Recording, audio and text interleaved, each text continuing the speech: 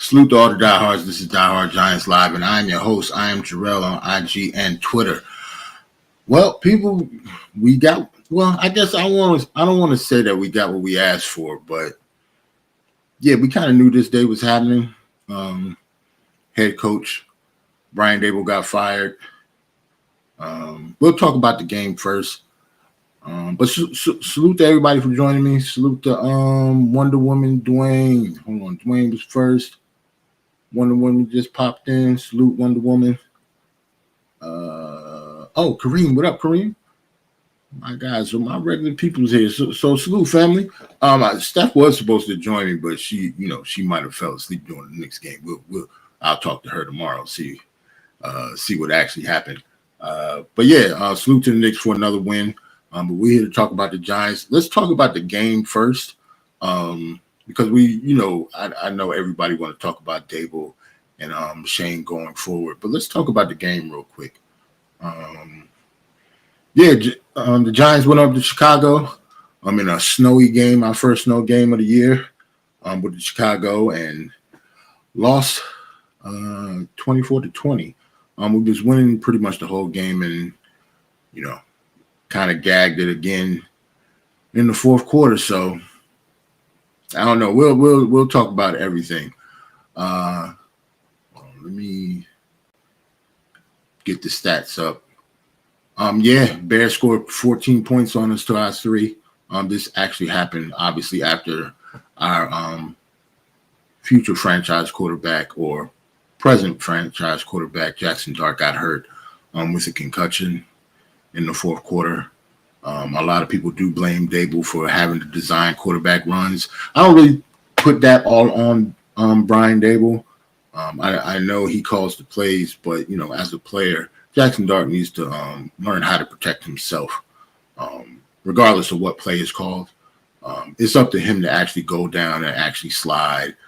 Sometimes he tries to run over people going towards the sideline, out of bounds. He'll try to stick his helmet in somebody's chest real quick just to show his competitiveness, and that's on Jackson Dart. At the end of the day, he's a rookie.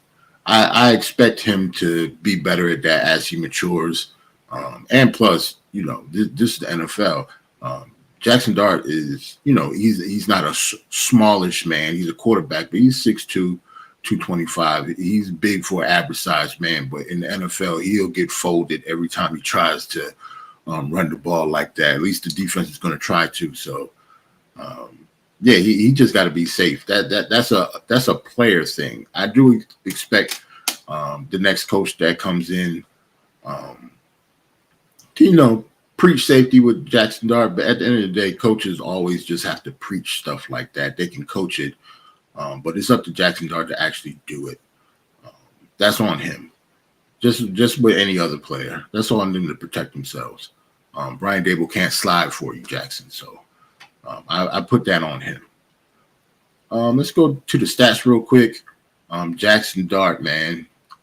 What's to say that we haven't said already about this kid, man? No number 1 wide receiver.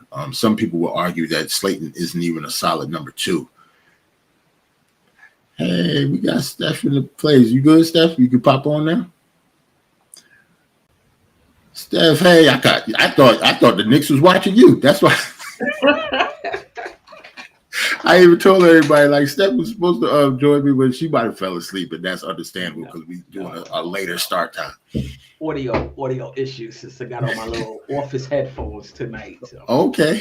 Yeah, but I hear you clear. I haven't gone through anything yet. I just I said that, the elephant in the room is Brian Dable got let go, but I haven't gone over the game. I figured I'll go over the game real quick, and then I'll talk about the firing and what's going to happen going forward. Cool. So Jackson Dart, like what can I say about this kid? Like, he almost got 250 yards passing without a number 1 wide receiver. Some people would actually argue that Slayton isn't a good number 2. He's doing it with Theo Johnson, my starting tight end. He actually caught the ball. No drops for Theo this week. and he actually had a good running game with Tracy, over 5 yards of carry. And Jackson Dart himself, I know it's a sore subject because he did get hurt running the ball, but he had over 60 yards rushing, so that was a big plus. But at the end of the day, everybody knows that we lost again, a double-digit lead in the fourth quarter, and defense has a lot to do with that. But it's not like the Bears were just marching up and down the field. Jackson Dart got hurt. Russell Wilson came in, and we pretty much lost the game. Steph, you saw the whole game? I did not. Okay. Well, let's just say that we was pretty. The fourth quarter collapse. Okay, so we was pretty much not dominating the whole game, but it was we had a good handle on the game until he went down. That's why I think we lost the game. I know a lot of people blame the defense this time, but scoring 24 points against them and 14 in the fourth quarter, a lot of that has to do with Jackson Dart getting hurt and our offense doing absolutely nothing after he got hurt and Russell Wilson came in the game.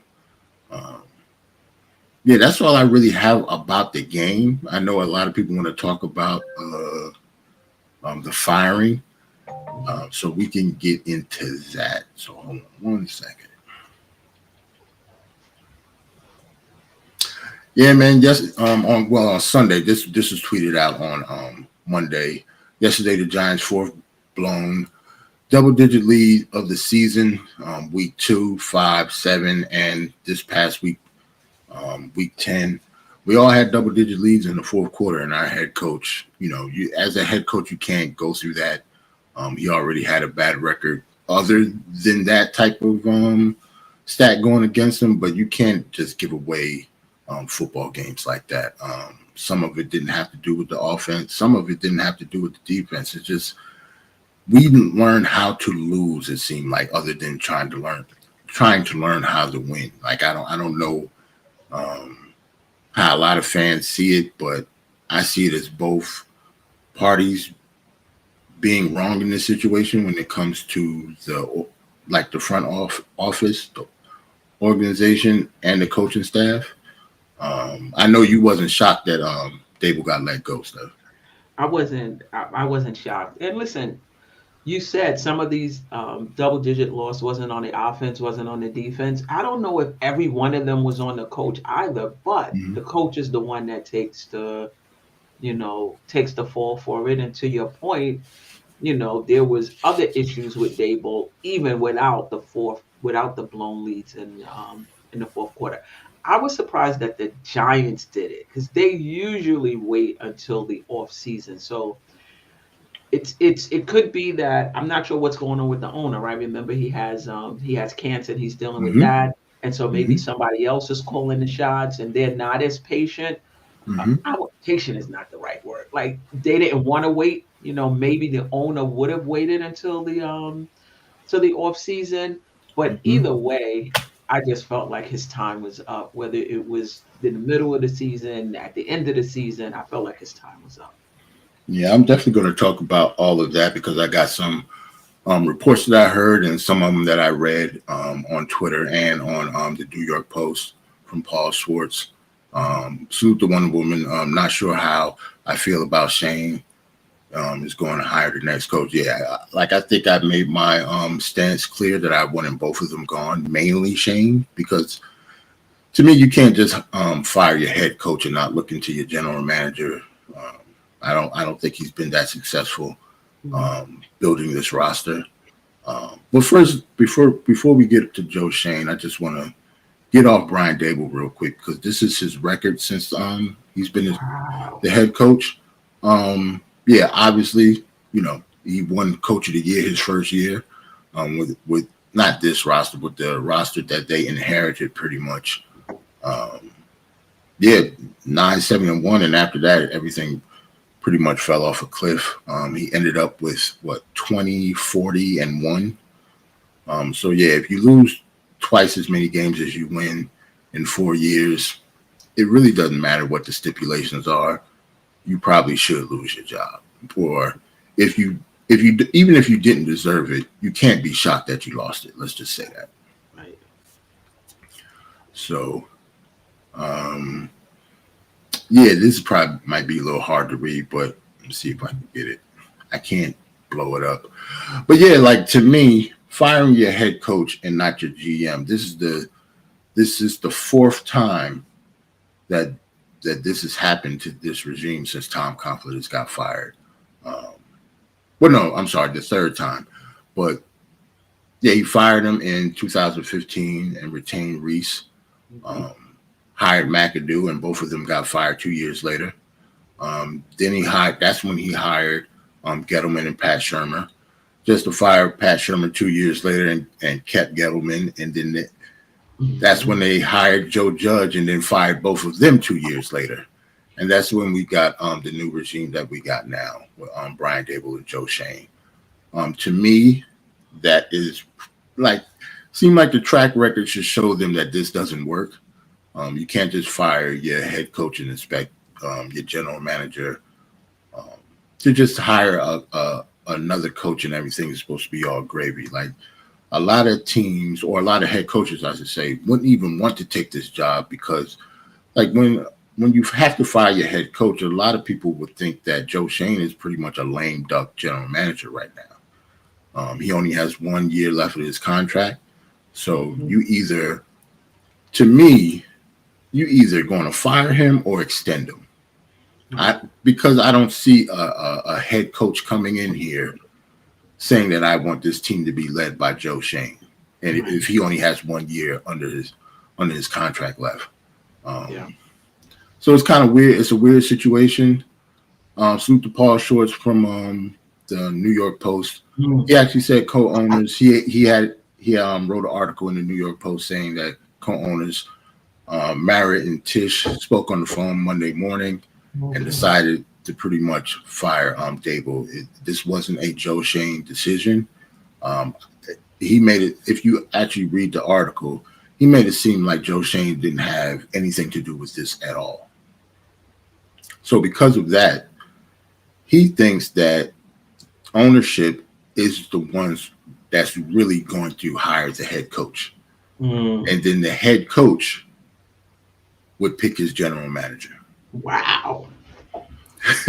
So I don't know if that's going to be true. I mean, I don't want to say it doesn't make sense because it does make sense giving Joe Shane no power because this just means I think he's just buying time right now. I think he might be leading the search for the head coach, but at the end of the day, I think he knows that he's going to get probably fired at the end of the year. I have a question though. Sure. If the owners hire the head coach Hmm. and then they fire Joe Shane, Hmm. the the general manager then doesn't get it. The new general manager. I'm wondering if they're going to look for a general manager who will accept the coach that's already in place because they hired him, as opposed to allowing that new GM to pick his own coach. Yes, they would. They would definitely, if they do hire the head coach first. That just means not saying that the head coach will, have full autonomy on everything, but he will have a say so as to who they hire as a general manager. That general manager can't turn around and say, "Well, I don't want the coach you just hired." That it can't work that way. Um, they Which wouldn't be is why that I think they sloppy. should have just let both of them go, right? I mean, Exactly. isn't that usually how it happens? You bring in your general manager, the general manager picks the coach that they're interested as a trying to find a general manager that's like, all right, Hmm. fine, we'll work with whoever you already hired. But we're the Giants, so um, I don't know, man. I think we kind of cocky as a franchise. Ownership. I mean. Hmm. Um, Fell into those Super Bowls. Not fell into them. It's not like we didn't earn them, but Hmm. it's been a while. And since Tom Coughlin left this team, or when they got rid of him, this team has pretty much been the worst team in the league, other than the Jets. Like, like win wise, I think we're the second lowest, only to the Jets, and only to the Jets by like a couple wins. It's not like a large margin. Right. So technically, I kind of feel that I don't even count the Jets. No disrespect. I'm not a Jets hater, but I don't want like us being in the same mention as them in the past 15 years. In my lifetime is unheard of. Like, I don't even count them. I feel as though that we've been the worst team since Tom And Coughlin it's left. and I feel like we can't get out of our own way. I feel like no matter who I don't know. Did we do Tom Coughlin wrong? Because I feel like we You think we can't get out cursed? of right. We can't get out of our own way. No matter who we hire as a general manager or a coach, it Hmm. just doesn't work out. Well, a lot of that to me, personally, comes from nepotism. But it's not like the only reason I don't complain about it too much because in the NFL, at least, nepotism runs rampant in every organization. Like all these owners are billionaires, so it's just naturally that your family, not saying that whoever is working for you is going to be the one who inherit the team, but your family is going to be in that building. That's just how it works. That's every. I don't care what anybody says. Every franchise in the NFL, their owners have family that work in the building. Right. For us, with John Mara, like I think Tim McDonald is his nephew, and I believe he's like the. I don't know if his position is president of player personnel or director of player personnel, but he has a lot to do with our scouting department. Let's just say that. Okay. So regardless of who's the coach or who's the general manager, not saying that Tim McDonald has like full autonomy, he has final say so, but he is a constant voice in that building, and this has been going on for years now, regardless of who the general manager is. Whoever comes in doesn't have the power to fire Tim McDonald. Let's just say that. Which is kind of weird, but that's when the nepotism comes in. He also has a couple other family members, in the organization making, at least some decisions. They might not have the final decision, but they're in there and they're either talking or listening. It's a lot of buddying going on with the Giants. Let's just say that, and that might be part of the reason Joe Shane didn't get fired. He might have a personal relationship with ownership and the ownership family. If you're smart and you are in that position, you would do something like that, and you should do something like that. So I can't even fault him for that. But that's how it usually goes in the NFL. That's why a lot of these coaches or a lot of these general managers or people with positions of power in these organizations, sometimes it just never changes, and that's continuously why teams that lose stay losing. Yeah, but yeah, that can't be us. I mean, it can't. I should say that can't continue to be us at some Right. point. You know? We'll see, Steph. Like, I don't know, man. Like, I don't want to say is what. Let's just say the elephant in the room is, our owner has cancer. Right. So it's no telling what his capacity is in any of this. Right. None of us know how far along he's gone. We don't know if he's getting better or worse. We don't know anything about his health right now. So if our owner, who usually makes these decisions, is incapacitated somehow, who makes the decisions then? Right. So I can see why maybe Brian Dable got fired and Joe Shane didn't. That's the only reason that I can see why he kept his job, because they still need more time, even just to pick a general manager. Yeah. So, Yeah. if you fired Joe Shane right now, that's why I expected this to happen at the end of the season, not now. I didn't expect Brian Dable to get fired. It was just the losses were just getting so egregious they almost had to do it. Right. But yeah, Probably pissed off that he made them have to do it. Right, exactly. They don't want to do it right now. Because there was a report saying that they wanted Mara wanted to fire him after the Denver game. So that was a few weeks ago. So all this time he's pretty much just been buying his time, and they was just looking for another reason to fire him, and he gave them one with this last loss.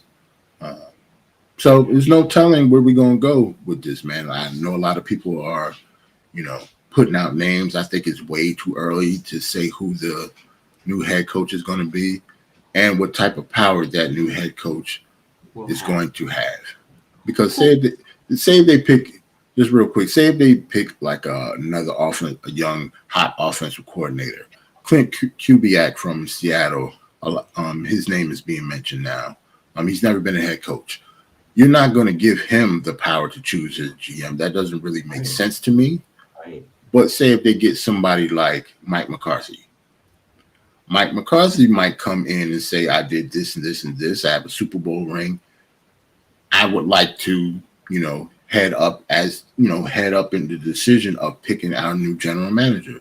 Yeah. They might actually give him that power, or somebody like Bill Belichick. I'm just throwing names out there. Right. Somebody with some type of cloth in the game. Right. We've been losing so much. We might throw the house at Mike McCarthy to come in here and win 12 games and lose in the playoffs. Right. You know what I'm saying? It doesn't matter what his track record has been in the last decade.